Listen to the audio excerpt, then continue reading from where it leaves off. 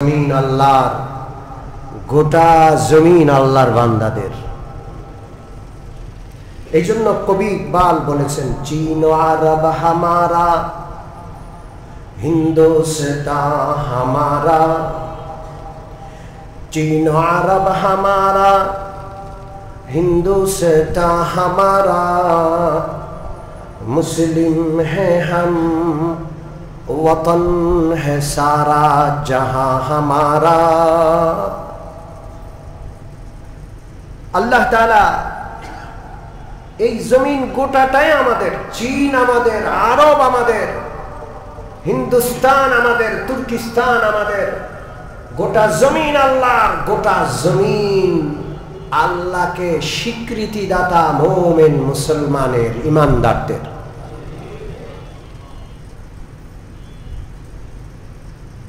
আল্লাহ রাব্বুল আলামিন সূরাতুল কাহাফে একজন বাদশার কথা আলোচনা করেছেন। সূরাতুল কাহাফের শেষ রুকুর আগের রুকুতে ওই বাদশার নাম যুলকারনাইন। ওয়ায়াসআলুনাকা আন যিলকারনাইন। আল্লাহ তাআলা যুলকারনাইনের কিসসা শোনাচ্ছেন।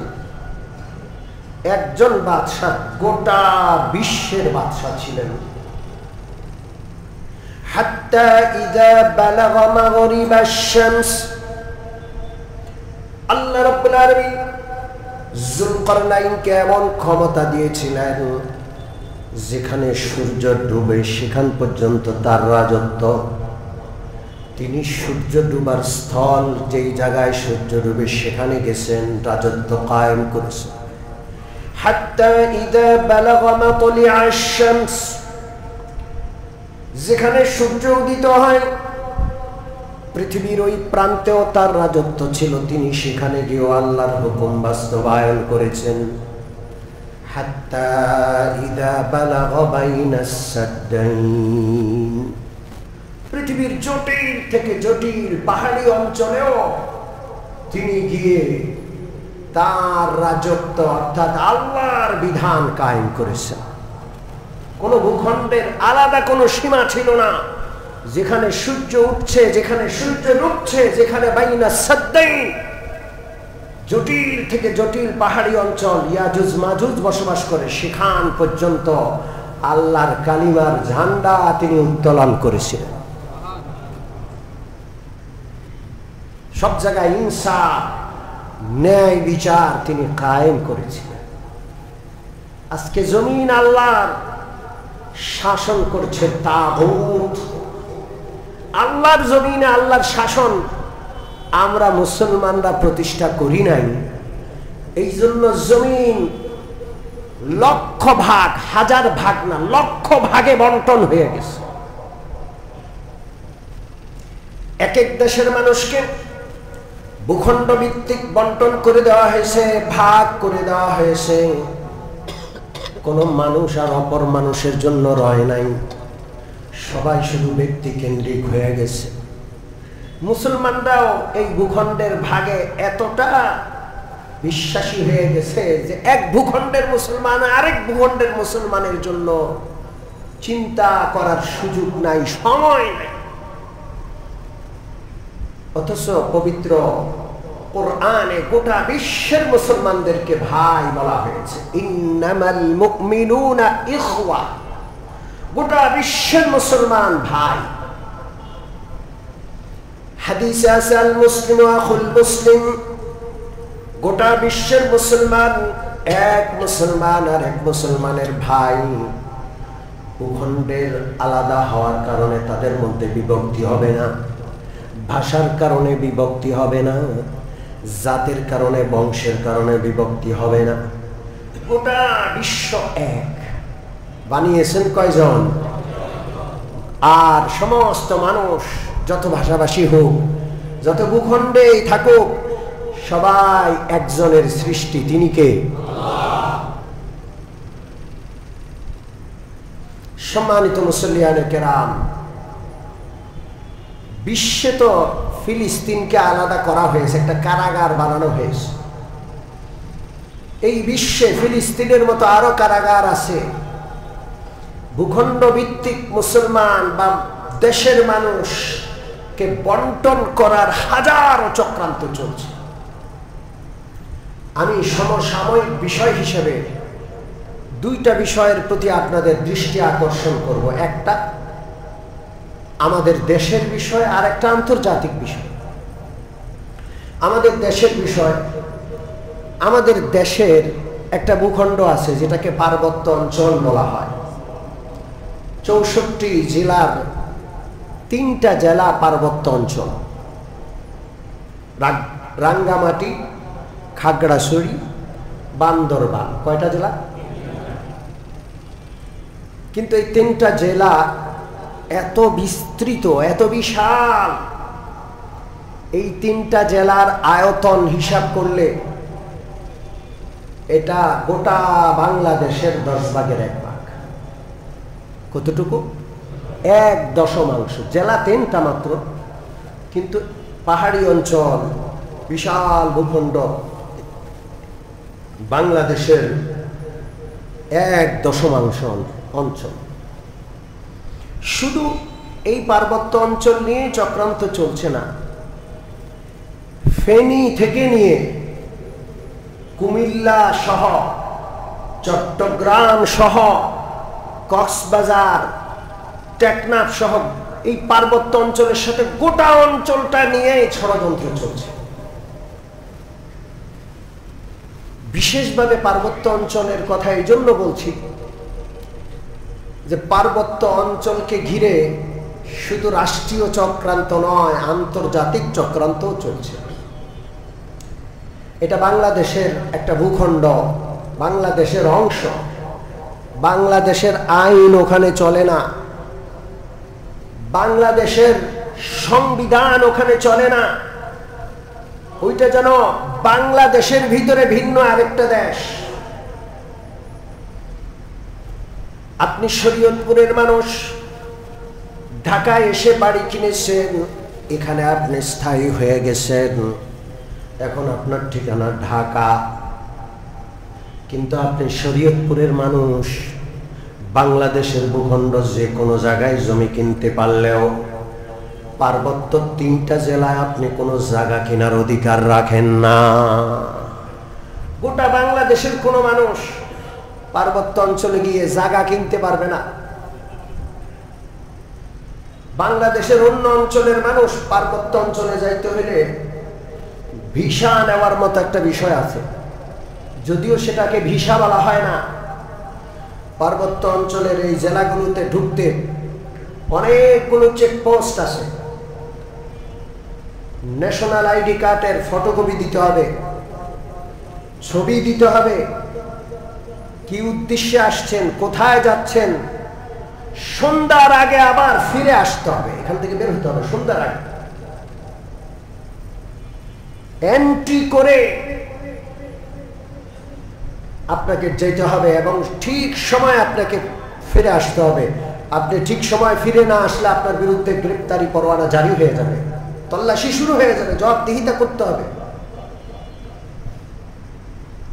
বাংলাদেশের ভূখণ্ড পার্বত্য অঞ্চল ছাড়া অন্য কোনো জায়গায় যাইতে আপনাকে এন্ট্রি করতে হবে না, ছবি দিতে হবে না, ভোটার আইডি কার্ডের ফটোকপি দিতে হবে না। এই অঞ্চলে কেন দিতে হবে? এটা তো আমাদেরই ভূখণ্ড। সারা বাংলাদেশের কোনো মানুষ সেখানে জায়গা জমি কিনতে পারবে না। এটাকে আলাদা একটা মর্যাদা দেওয়া হয়েছে, এর আলাদা একটা মন্ত্রণালয় আছে, একটা আলাদা মন্ত্রণালয়, একজন আলাদা মন্ত্রী আছে, সেখানের আলাদা প্রশাসন, সবকিছু আলাদা। কেন বাবা? এটা কি এই দেশ না? গোটা 64 জেলার 61 জেলার জন্য এক আইন আর 3টা জেলার জন্য আরেক আইন। কেন? এটা কি বাংলাদেশের অংশ না? এটা কি আমাদের না? কেন এরকম বৈষম্য?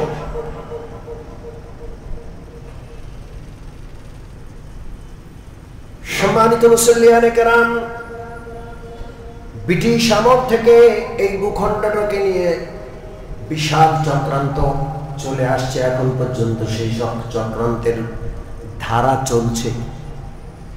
এই অঞ্চল, এই তিনটা বাংলাদেশের এই তিনটা জেলা, মিয়ানমারের কিছু অংশ, ভারতের কিছু অংশ মিলাইয়া ইউরোপ, আমেরিকা, ওদের স্বপ্ন হলো এই অঞ্চলকে একটা আলাদা খ্রিস্টান রাজ্য বানাবে।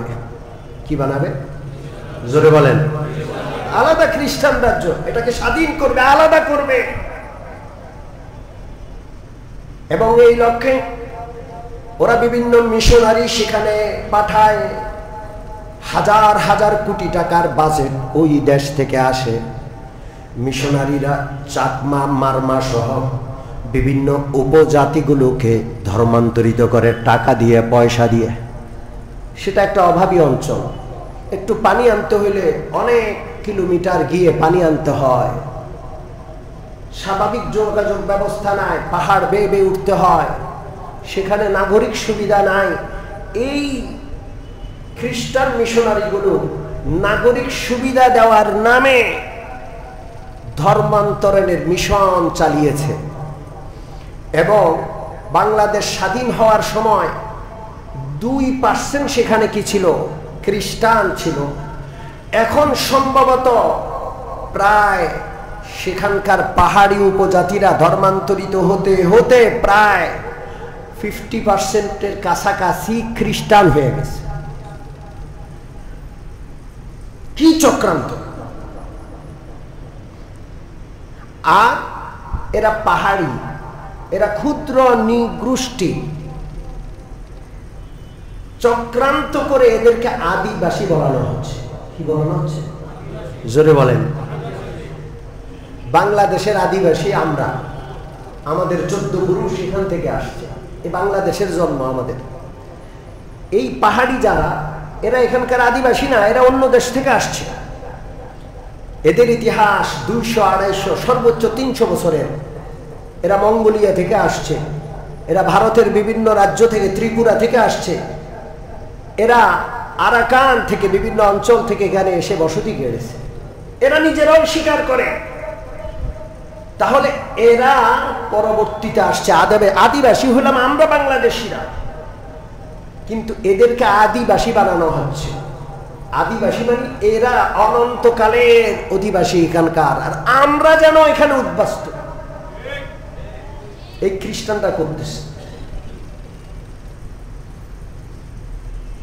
বাংলাদেশের সংবিধানে আদিবাসী নামক কোনো শব্দ নেই। এরা পাহাড়ি নিগোষ্ঠী, উপজাতি। আমাদের প্রফেসর ডক্টর ইউনুস, আমাদের তার ব্যাপারে বিশাল সন্দেহ। এই সমস্ত বুদ্ধিজীবী, সুশীল যারা এখন রাষ্ট্র ক্ষমতায় উপদেষ্টা হিসেবে, 1,500 শহীদের রক্তের উপর দিয়ে এরা আসছে। এরা কিন্তু একজনও আন্দোলন করে নাই, ঠিক কি ঠিক না? ছাত্র জনতার পক্ষ থেকে যে 2-1 জন আছে তারা নেতৃত্ব দিয়েছে, বাকিরা সবাই সুবিধাভোগী। সুশীল কারা জানেন? এই দেশের সুশীল হলো তারা, এনজিও হলো তারা যাদের কোনো আদর্শ নাই, বিদেশি টাকায় চলে, বিদেশিদের আদর্শ, বিদেশিদের স্বপ্ন এই দেশে যারা বাস্তবায়ন করে, তাদের এজেন্ট হয়ে কাজ করে, তারাই হইল এই দেশের সুশীল। ডক্টর ইউনুস সাহেব সর্বপ্রথম বাংলাদেশে এসে যখন দায়িত্ব গ্রহণ করলেন, তিনি শহীদ আবু সাঈদের বাড়ি রংপুরে গেলেন। সেখানে সাঁওতালরা বসবাস করে। তার সাথে দেখা করার জন্য একজন সাঁওতাল নারী আসলো। তাদের কিছু অভিযোগ, তাদের কিছু কথা সাঁওতাল নারী যখন বলল, ডক্টর ইউনুস বললেন, হ্যাঁ আমরা জানি আপনারা আদিবাসী, আপনাদের অনেক পাওনা হিসাব আছে। আদিবাসী হিসাবে আপনারা আমাদের মূল, আপনাদেরকে ছাড়া বাংলাদেশের উন্নয়ন সম্ভব না। শুধু এই কথাটা বলছেন। এই কথার মধ্যে তিনি আদিবাসী বলেছেন। কি বলেছেন? জোরে বলেন। আদিবাসী শব্দটা একটা চক্রান্ত, বিশাল চক্রান্ত। আদিবাসী শব্দটা উচ্চারণ করা, ব্যবহার করা বাংলাদেশের স্বাধীনতা সার্বভৌমত্বের বিপরীত, বাংলাদেশের স্বাধীনতার সার্বভৌমত্বের উপর আঘাত। প্রধান উপদেষ্টার মতো একজন দায়িত্বশীল ব্যক্তির জবান দিয়ে যখন আদিবাসী শব্দ বের হয়েছে, পার্বত্য অঞ্চলের 3টা জেলার যত সরকারি সাইনবোর্ড ছিল, পাহাড়ি উপজাতিরা সমস্ত সাইনবোর্ডগুলোকে ভেঙে উপজাতি শব্দ বাদ দিয়ে সেখানে আদিবাসী লাগাই দিছে।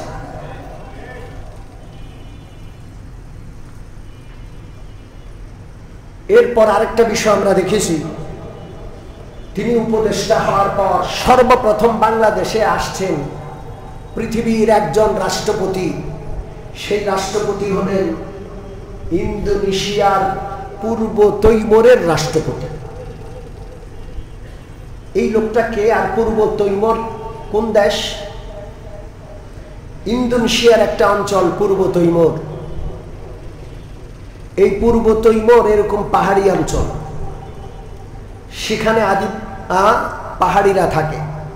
ওই পাহাড়ি নিজাতি নিগোষ্ঠীদের মধ্যে খ্রিস্টানরা 100 বছর ধর্ম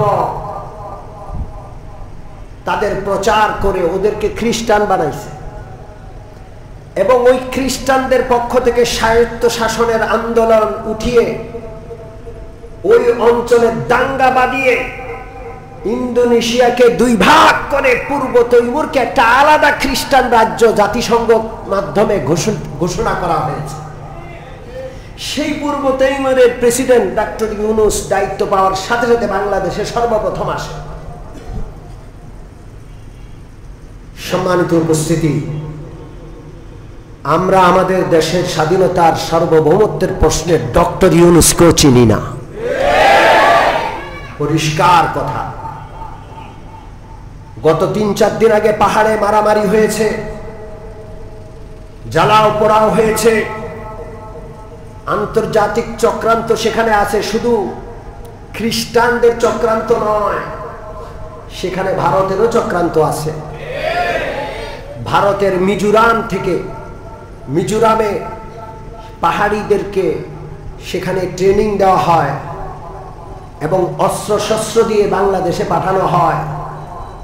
শুধু গত এক বছরে ইউপিডিএফ পাহাড়ি একটা সন্ত্রাসী সংগঠন আছে যারা পাহাড়ে স্বাধীনতার ডাক দেয়। শুধু গত 1 বছরে 350 কোটি টাকা এই ইউপিডিএফ, এই সন্ত্রাসী সংগঠনটি চাঁদাবাজি করেছে পার্বত্য অঞ্চলে।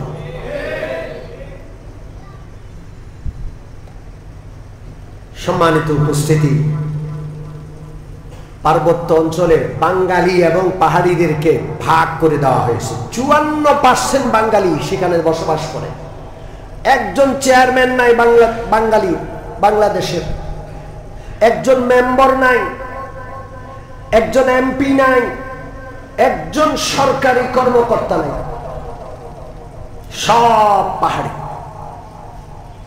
বাঙালিদেরকে ওখানে 3য় শ্রেণীর নাগরিক বানানো হয়েছে। পাহাড়িদেরকে আদিবাসী বানানোর জন্য আন্তর্জাতিক চক্রান্তে পা দেওয়া উদ্দেশ্যে ওদেরকে 1 নম্বর নাগরিক বানানো হয়েছে এবং পাহাড়ি বাঙালি দ্বন্দ্ব লাগিয়ে দেওয়া হয়েছে। আমাদের এই অঞ্চলেও খুনাখুনি আছে, কিন্তু খুন হইলে দাঙ্গা লাগে না। খুন হইলে অপরাধী যে তার বিচার হয়।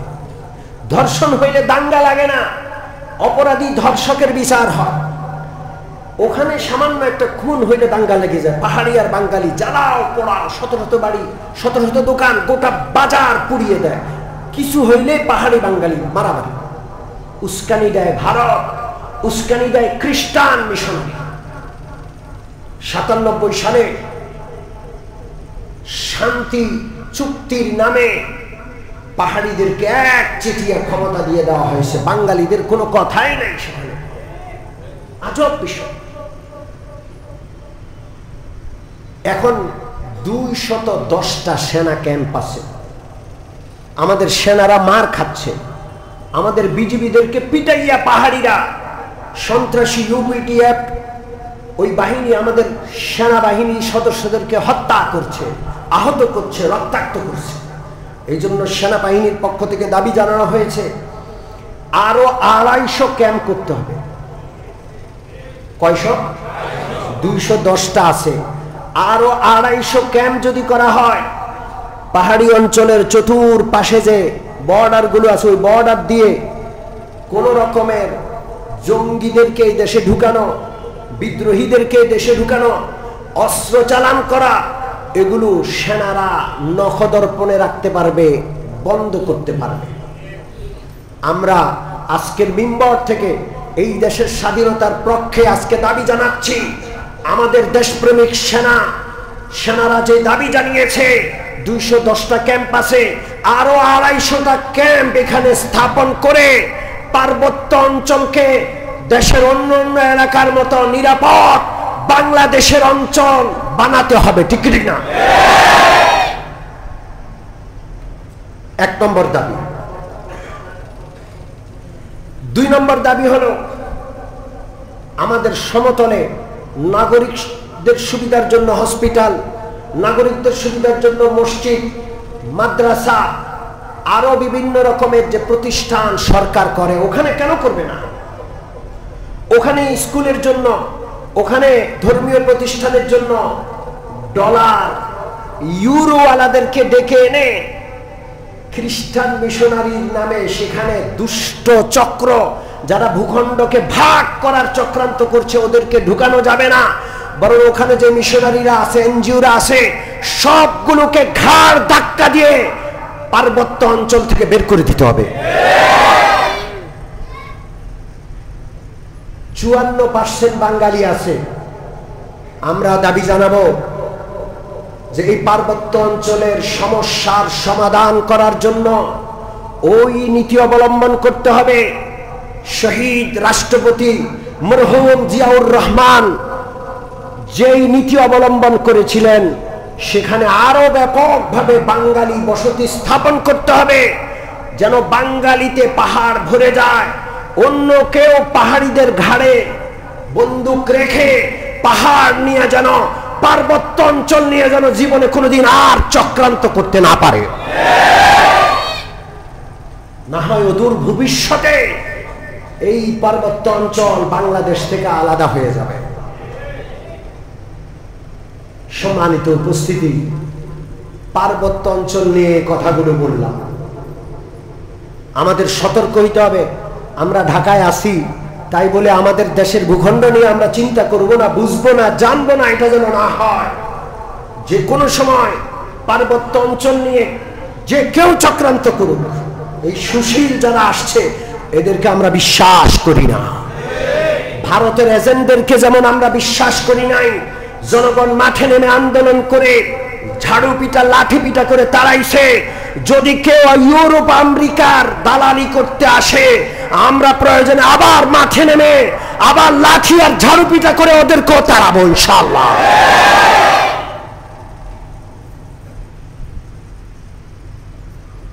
সম্মানিত উপস্থিতি, পার্বত্য অঞ্চল নিয়ে অনেক কথা আছে, কয়টা বলবো? ওখানে কোনো মসজিদ করা নিষেধ, কোনো মক্তব করতে দেয় না, কোনো তাবলীগ জামাত যাইতে দেয় না, কোনো দাওয়াতি কাজ করতে দেয় না। মানে এই দেশে যেন আরেকটা দেশ। আমরা পার্বত্য অঞ্চলের জন্য আলাদা তেমন কোনো নিয়ম চাই না। বাংলাদেশের 61 জেলা, যেই সংবিধান, যেই নিয়ম, যে আইন আর আদালতে চলে, বাংলাদেশের পার্বত্য অঞ্চলও একই আইন, একই আদালত, একই সংবিধানে পরিচালিত হইতে হবে।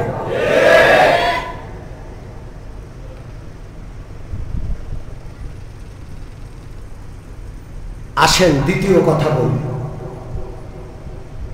ফিলিস্তিন। আপনারা সবাই যারা সচেতন আপনারা জানেন, বিভিন্ন দেশ থেকে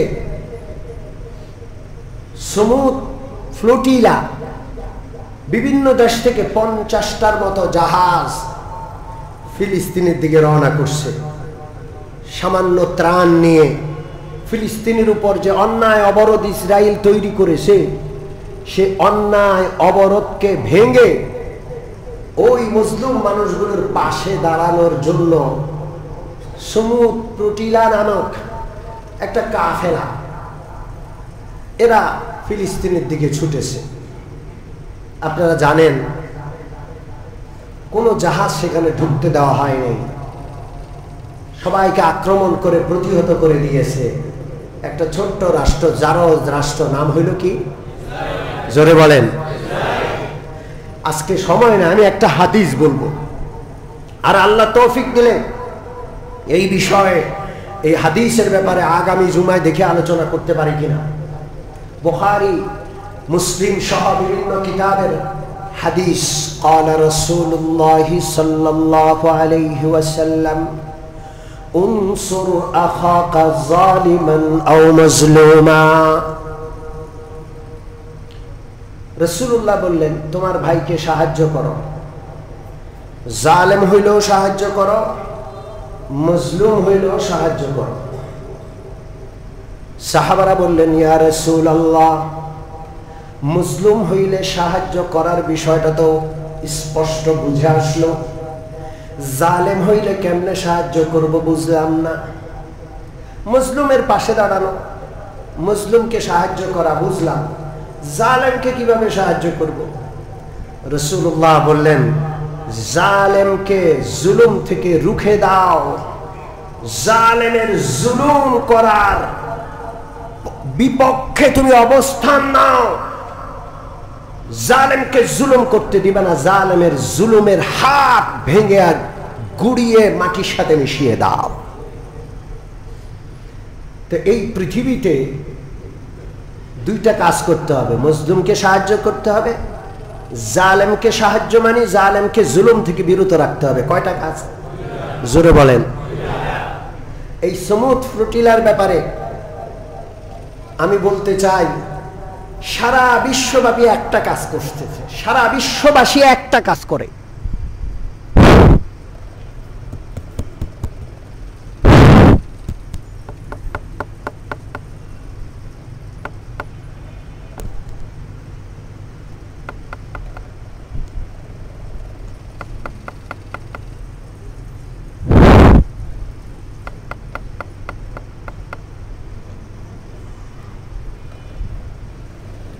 আস্তাগফিরুল্লাহ, আস্তাগফিরুল্লাহ,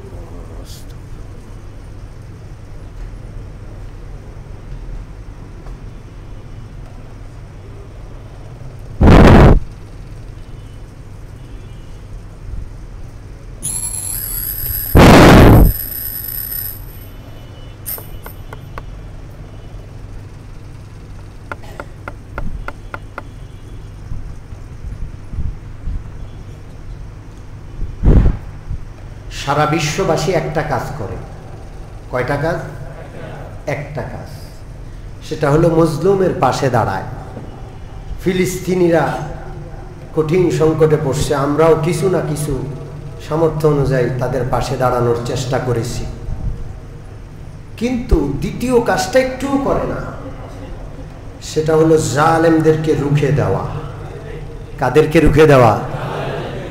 আমি সমুদ ফ্লোটিলা যারা পরিচালনা করেছে তারা সহ সারা বিশ্ববাসীকে বলতে চাই, আসল জালেম ইসরায়েল না, ইসরায়েলের পিছনে আরো বড় জালেম আছে। সেই জালেম হইল ইউরোপ আর আমেরিকা। সবাই ইউরোপ আমেরিকার তেল দেয়, ইউরোপ আমেরিকার অনুকরণ করে, অনুসরণ করে, তাদের তোয়াজ করে, খালি গালি দেয় ইসরায়েলকে, খালি গালি দেয় ইসরায়েলকে। কাজ হবে না। আসল জালেম যে তার হাত গুড়িয়ে দিতে হবে। কোন শাসক, পৃথিবীর কোন শাসক আমেরিকার বিরুদ্ধে কথা বলে না।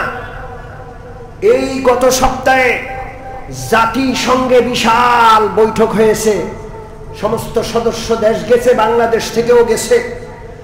কোন শাসক আমেরিকার ব্যাপারে প্রতিবাদ করে নাই।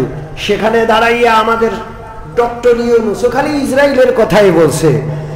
যদি আমেরিকা ইসরায়েলকে মদদ দেওয়া বন্ধ করে, একদিনও ইসরায়েল জুলুম করতে পারবে না। ঠিক কি ঠিক না?